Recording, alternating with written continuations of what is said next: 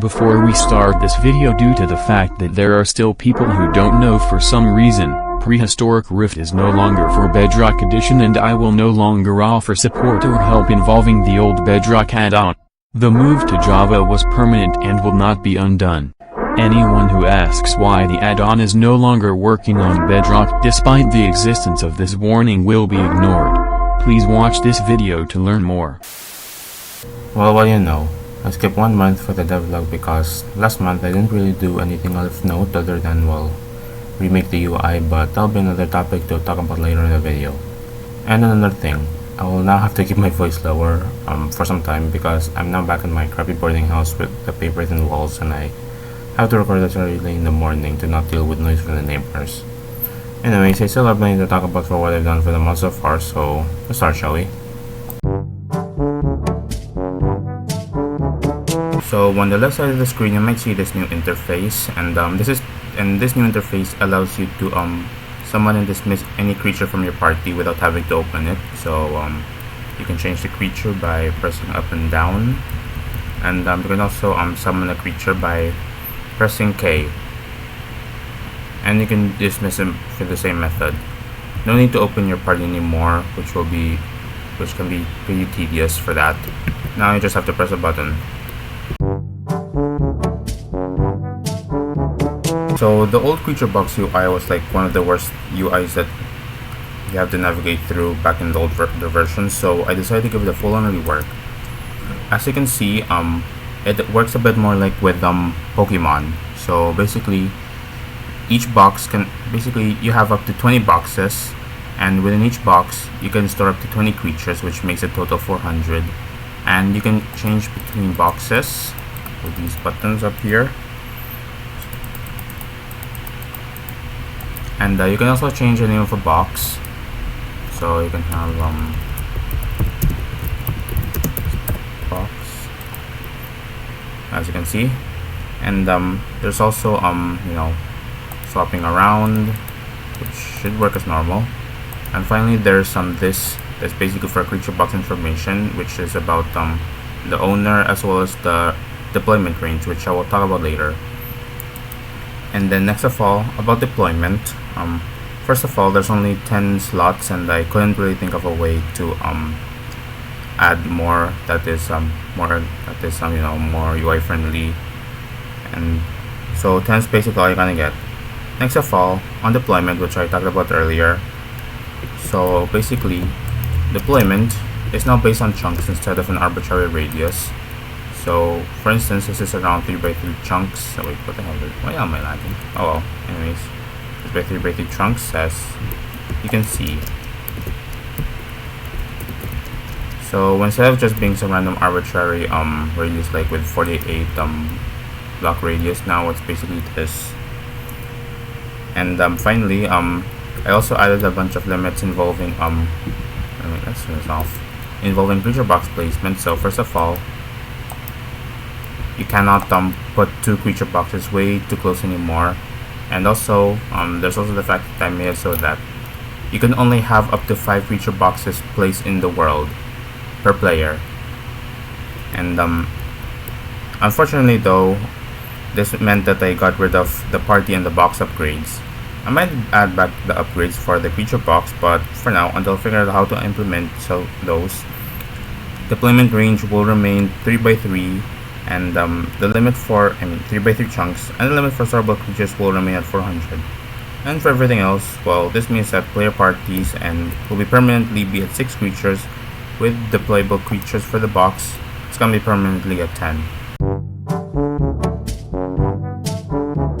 So apparently, the Tynontosaurus has now been added to the mod, and one of the things that I managed to do is give it a new model, as you can see over here, and this mostly stems from the fact that I apparently forgot that the Tynontosaurus in real life had a stupidly long ass tail, so that was one thing I decided to add. And oh god, my fucking frames. Anyways, now another thing is that the Tynontosaurus it'll do more than just hypnotize now. So let me open up the party, and I forgot to give it an icon, but that'll be working on later.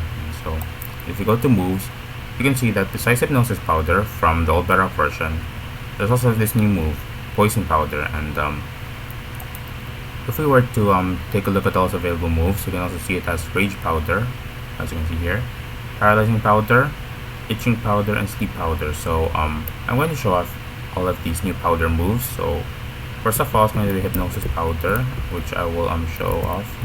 So let's have the husk, and these things are going to be what we're going to hypnotize for now.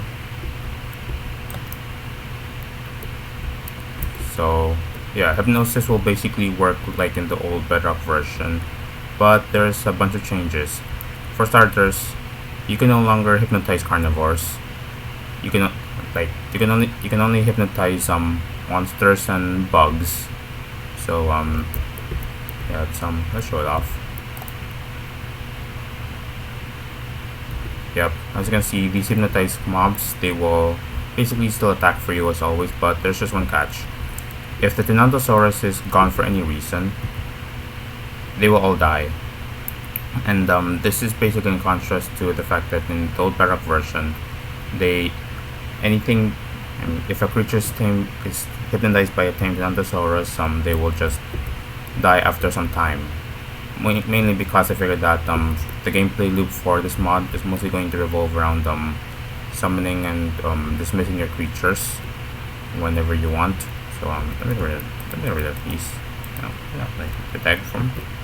Next of all, poison powder. It's basically what it says on the tin. It's gonna let you poison mobs. So let's poison these pigs, and let's poison the living hell out of them.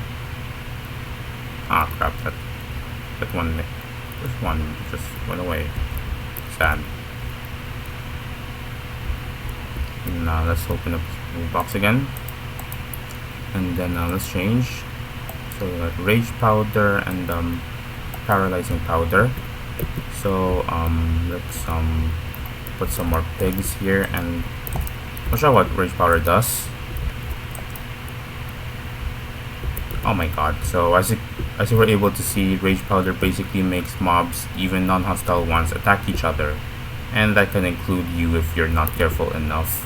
And oh god, I better escape the wrath of these fucking pigs somehow. Oh yeah, the effect just expired. Good enough for them at least. Then there's paralyzing powder, which basically makes them unable to do anything. So they cannot move, they cannot even mine blocks, and their attack speed is going to be really goddamn slow. Now let's go back again. Let's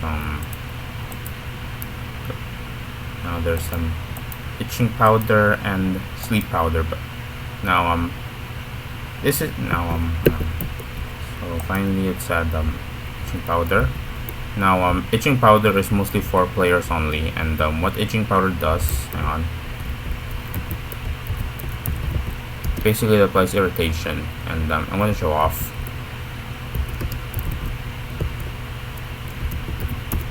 So as you can see, it has no icon yet, and however though, what it does, make it so that you cannot place blocks no matter what, and basically reduces your mining speed by a lot. And let's go back to creative, and let's remove this. Remove on my effect, I mean. And finally, there's sleep powder, which is basically paralysis but somewhat worse, and it just let's see CS in my test subjects. And so basically sleep powder just make it so that they get weaker, and they get slower, and their attack speed is reduced. And yeah, that's basically what I've managed to do for the rework for the Tyrannosaurus.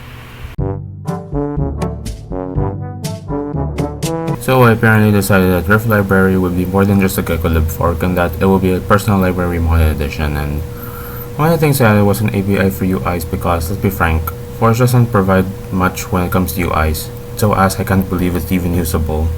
I could have gone insane route in so that you can make UIs with HTML and CSS and JavaScript, but well, that'll be a pain in the ass. For now, it's mostly just for client-side stuff, but I plan to make it usable for inventory management as well for entities and blocks. And yes, that was why there was no devlog last month. It was mostly spent on making this new UI API and rewriting everything to use it. In the last devlog, I elaborated upon the move stack system, where conditions can be stacked up, and what move to execute depends on if the creature has a move that satisfies any one of them, with the one on top being prioritized. Unfortunately, the system would grow to be way too complicated for its own good. There ended up being way too many questions and far more to answer the more and more I went into developing this, and so for my own good, I decided to just remove it and replace it with something more simple. Now, move's choice depends on if a creature's moves satisfy any conditions the creature has, and if a creature has a target or not. For a move to be executed, the creature must either require a target, absolutely not have a target at all, or I can just execute whether or not it has a target. This will end up easier to implement and deal with, although I haven't thought of it beforehand. So, you know about how Pokemon have abilities which are essentially passive effects involving said Pokemon? Well, I want to add the Prehistoric rift too. I'm sure you're aware that the moment you go near Tyrannosaurus, you automatically get weakness. Think of it as more of its ability, even though they don't officially exist in the mod yet. Same with how in the old Bedrock Edition version, Triceratopsis, when near Tyrannosaurus or a boss, gains strength and resistance, which I might have done nerf when implementing this. Another feature from the old Bedrock version that I'm eyeing up on adding back are the costumes. And not just the old Halloween, Christmas, or even birthday costumes from back then. I've even got plans for new costumes from various franchises like with Jurassic Park, Pokemon, and Monster Hunter, cause why the hell not? Of course, they will be changed a bit in order for them to work, and they'll end up being considered as gear like with the saddle or armor, which I plan to add very soon. I think I may even add the ability to add custom costumes, who knows. To be frank, the code base for this mod is so ass I don't even know where to start in cleaning it all up and standardizing everything. All stuff related to design was made as I went, and now not only do I have to rewrite everything, I also have to, well, undo every single old mistake I've ever done, and that's why this update's gonna take quite a long time. A far cry from the monthly updates this mod used to have, and some of those things include water navigation for aquatic creatures, which is so broken I don't even know where to start. 2 mobs in the party suddenly transforming into Tyrannosauruses. I have no idea how that happens, but I do encounter it in testing, and it even happened in older versions that are publicly released. Well, I sure do hope to end up fixing all of them up and release before the year ends, and that depends on whether or not I end up really busy during college. Anyways, I think that's all for the video, and goodbye for now.